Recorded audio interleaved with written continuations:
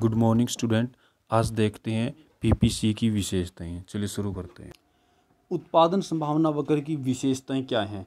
उत्पादन संभावना वक्र जो हमने देखा था, जो ये उत्पादन संभावना वक्र इस प्रकार का होता है, ये इस तरह का। तो उत्पादन संभावना वक्र का ढाल नीचे की ओर होता है। देखो ये ऊपर से नीचे की ओर बना हुआ है। अगर हम बात करें, ये देखिए यहाँ से ये नीचे की तरफ आता है, इससे ये उत्पादन संभावना वक्र नीचे की ओर होगा।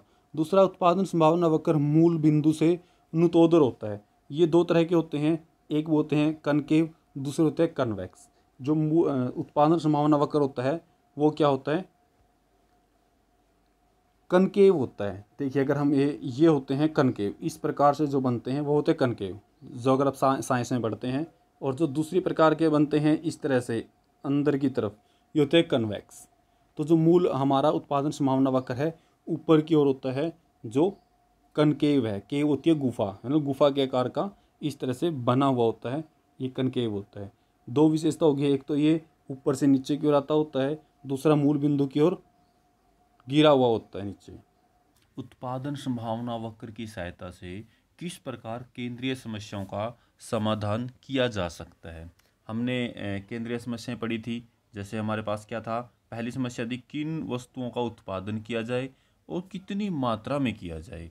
मतलब ये हमारा था what to produce and how much to produce, कि हम किन वस्तुओं का उत्पादन करें और कितनी मात्रा में करें।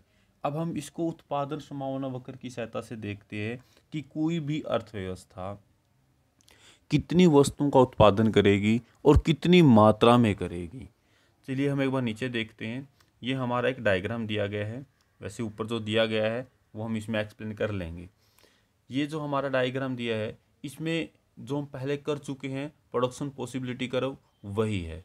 इसमें दिखाया गया है कि कोई भी अर्थव्यवस्था हमारे यहाँ 4 स्टेज पर हो सकती है।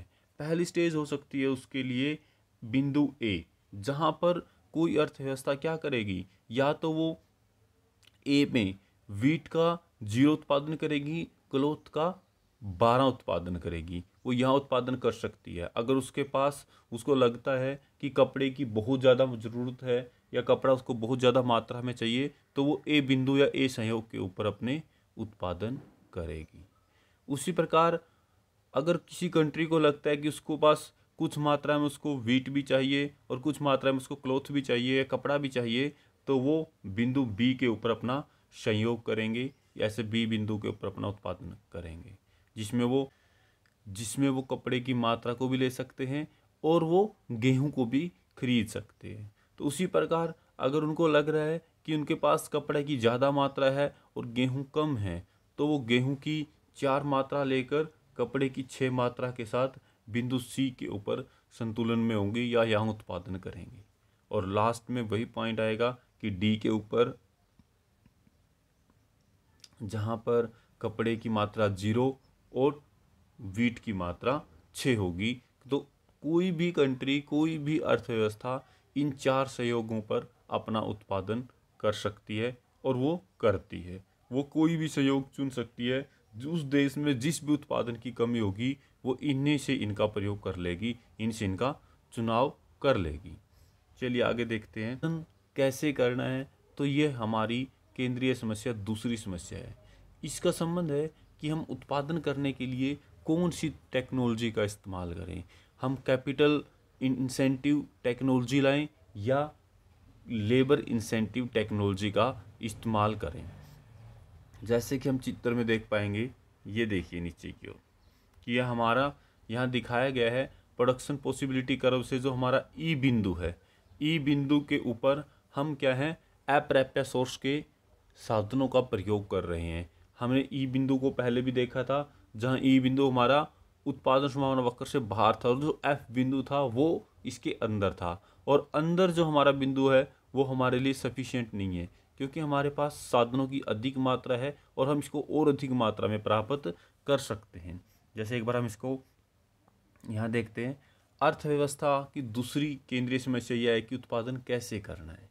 इस समस्या का संबंध उत्पादन की विधि और तकनीक के चुनाव से है।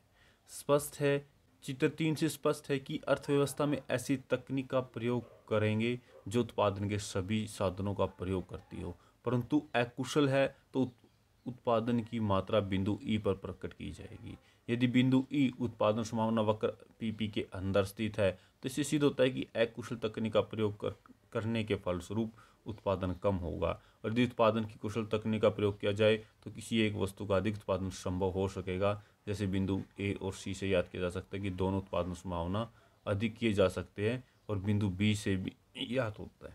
इन्होंने इसमें बताया है कि अगर हम बिंदु की ई पे हैं और वो ई बिंदु क्या शो कर रहा है, अगर हम यहाँ हैं ई इस बिंदु के ऊपर, यहाँ से अगर हम किसी भी एक की मात्रा को बढ़ाना चाहें, अगर हम चाहते हैं हमारे पास कपड़े की मात्रा बढ़े तो हम ए की तरफ बढ़ सकते हैं। अगर हम चाहते हैं कि हमारी वीट्स की मात्रा बढ़े इस बिंदु से, हम सी की तरफ जा सकते हैं। और उसी प्रकार हम दोनों का कंबाइन लेना चाहें कि हम दोनों को उतनी ही मात्रा में हमें गेहूं मिले, उतनी ही मात्रा में कपड़े, तो हम बी की तरफ जा सकते हैं। ये हमारे कॉम्बिनेशन है।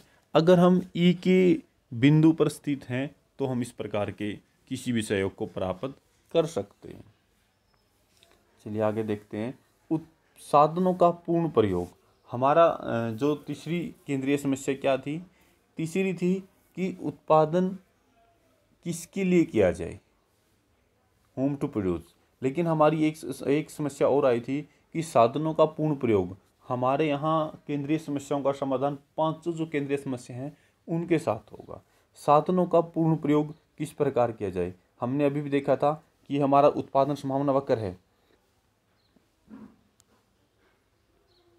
ये, इस पे जो भी बिंदु स्थित होगा वो हमारी पीपीसी को दिखाएगा। जो भी बिंदु इस पे स्थित होगा, इसके अंदर अगर कोई बिंदु है तो वो हमें क्या दिखाता है कि यह साधन का अंडर यूटिलाइजेशन हो रहा है, यहाँ पर संसाधनों का पूर्ण प्रयोग नहीं हो रहा है। इसके बाद अगर कोई बिंदु बाहर है तो वो हमें दिखाता है ये हमारा फुल, मतलब हमारी आवश्यकता से ज़्यादा इसका प्रयोग किया जा रहा है। इस प्रकार के साधन को, इस प्रकार के सोर्स को प्राप्त कभी भी नहीं कर सकते।